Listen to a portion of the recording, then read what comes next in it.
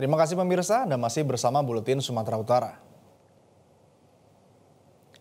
Puluhan masyarakat yang mengatasnamakan kader militan Partai PDI Perjuangan berunjuk rasa menolak pengangkatan Ketua DPRD Medan yang dianggap bukan pengurus partai.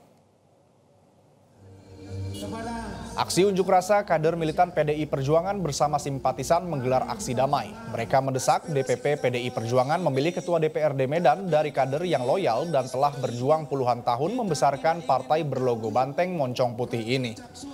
Aksi para kader PDI Perjuangan ini terjadi saat rapat kerja cabang khusus Raker Capsus yang berlangsung di Hotel Tiara Medan, Sumatera Utara. Masa yang datang bergelombang ini awalnya digelar oleh simpatisan PDI Perjuangan yang prihatin dengan kondisi partai 5 tahun ke depan. Pendemo meminta DPP PDI Perjuangan menegakkan surat DPP nomor 6581 yang menginstruksikan untuk memprioritaskan ketua, sekretaris, dan bendahara sebagai ketua dewan. Sementara itu, Ketua DPRD Kota Medan sementara dijabat oleh Wong Chun Shen sambil menunggu pengangkatan Ketua DPRD definitif oleh DPP PDI Perjuangan.